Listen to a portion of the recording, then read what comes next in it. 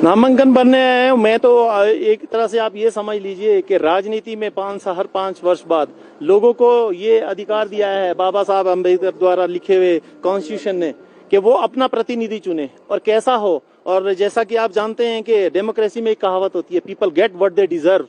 अगर ये लोग इन्हीं लोगों को बार बार सत्ता पे बिठाना चाहते हैं, ऐसे ही लोग जो 75 साल बाद भी ना तो शिक्षा स्वास्थ्य के पे ऊपर बात करते हैं, और पहली बार हमारी जीत चुनाव में नामांकन पत्र भरने से पहले हो चुकी है, क्योंकि हम लोगों ने इनको इन मुद्दों पर नीचे ला करके इस पे बात करने के लिए इनको मजबूर कर दिया है।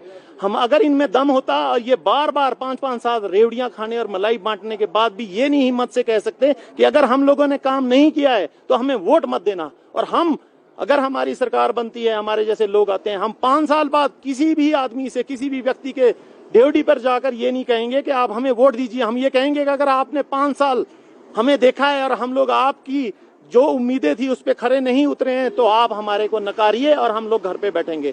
हमारे जैसे युवाओं को, मेरे जैसे व्यक्ति को राजनीति में इसलिए आना पड़ा ताकि हजारों वो युवक जो पढ़े लिखे लोग हैं उनको बागडोर अपने हाथ में लेनी पड़ेगी। यही जो दल बल के साथ चलने वाले लोग और अपनी ड्योढ़ी पर सलाम ठुकवाने वाले लोग अब नहीं चलेंगे। लोग ये बंद करेंगे राजनीति। ये कर्मचारियों का उत्पीड़न करते हैं, जिसका जब मन जहां से तबादला करते हैं केवल और केवल इसलिए ताकि इनकी बात ना मानी जाए। बेरोजगारों की इन्होंने लंबी कतार खड़ी कर दी है। भ्रष्टाचार चरम सीमा पर है।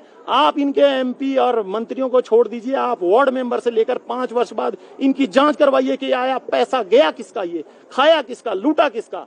और इस पे एक भी आदमी इनके मुंह से भ्रष्टाचार का भौ तक नहीं निकलता एक दूसरे के प्रति।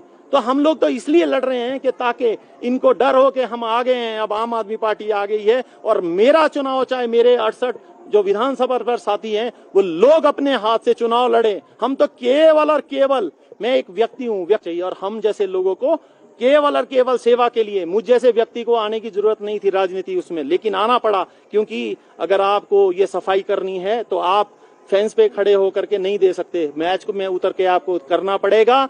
और अगर मेरे जैसे व्यक्ति इस राजनीति में एक तरह से आए हैं तो हजारों मेरे जैसे पढ़े लिखे और युवा लोग आएंगे, उनके लिए प्रेरणा स्रोत मैं रहूंगा कि भाई अगर ये व्यक्ति आ सकता है, जैसा कि हमने पंजाब और दिल्ली में दिखाया है कि केवल यंग लोग, पढ़े लिखे लोग और बड़े से बड़े, वहां पे सीएम्स जो थे 5-5 सीएम्स को पंजाब में लोगों ने नकारा है, ऐसे ही हिमाचल की जनता जरूर इनको नकारेगी।